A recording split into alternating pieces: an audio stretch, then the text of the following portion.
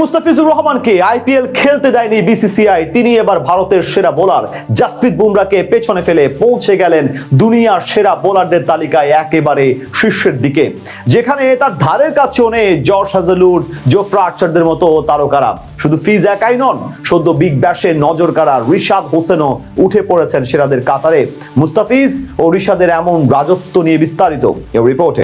Record 12.5 কোটি টাকায় এবার আইপিএল নিলামে দল পেয়েছিলেন মুস্তাফিজুর রহমান, কিন্তু বিসিসিআই এর নির্দেশে তাকে বাদ দিতে বাধ্য হয় শাহরুখ খানের মালিকানাধীন ফ্র্যাঞ্চাইজি কলকাতা নাইট রাইডার্স। অর্থাৎ ভারতীয় বোর্ড টাইগার পেসারকে খেলতে না দিয়ে নিজেদের অহমিকার পরিচয় দেয়। বিপরীতে ফিজ প্রমাণ দিলেন কাগজে কলমে। তাদের দেশের সেরা পেসার জাসপ্রীত বুমরাহকে পিছনে ফেলে টি-20 ফরম্যাটে তিনি এখন আছেন ক্যারিয়ারের অন্যতম সেরা অবস্থানে। বর্তমানে বিশ্বে যে কয়জন সেরা বোলার আছেন, বিশেষ করে টি-20 ফরম্যাটে, তাদের মধ্যে অন্যতম বড় নাম মুস্তাফিজুর রহমান।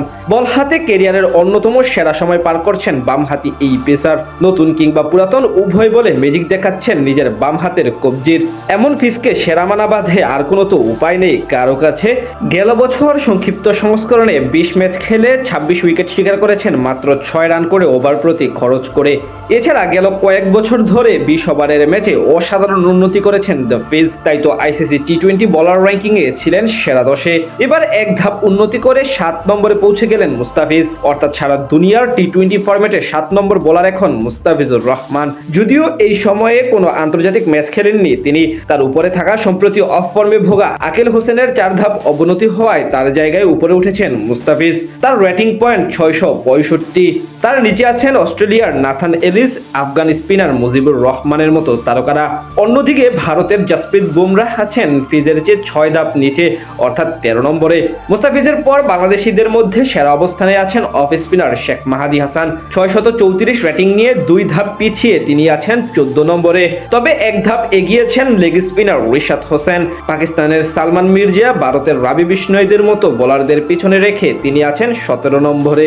সব মিলিয়ে বলা চলে মুস্তাফিজুর রহমান এবং রিশাদ হোসেন দিনকে দিন আরো বেশি নিজেদের ছাড়িয়ে যাচ্ছেন। জাতীয় দলের পাশাপাশি ফ্র্যাঞ্চাইজি টুর্নামেন্টেও এখন তারা বড় নাম। সদ্য শেষ হওয়া অস্ট্রেলিয়ার ঘরোয়া টুর্নামেন্ট বিগ ব্যাশে হোবার্ট হ্যারিকেন্সের জার্সি গায়ে অসাধারণ পারফরমেন্স করে এসেছেন রিশাদ। 12 ম্যাচ খেলে প্রায় 20 গড়ে স্পিনারদের মধ্যে সর্বোচ্চ 15 উইকেট শিকার করেছেন তিনি।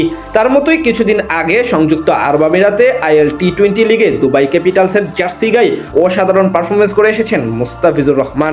সেখানে 8 ম্যাচে মাত্র 15.5 গড়ে শিকার করেছেন 15 উইকেট। এছাড়া এবার বিপিএল এ 10 ম্যাচ খেলে শিকার করেছেন 16 উইকেট। সব মিলিয়ে বলা চলে জাতীয় দল কিংবা ফ্র্যাঞ্চাইজি টুর্নামেন্ট উভয় জায়গায় দুনিয়ার অন্যতম সেরা পেসার এখন মুস্তাফিজুর রহমান।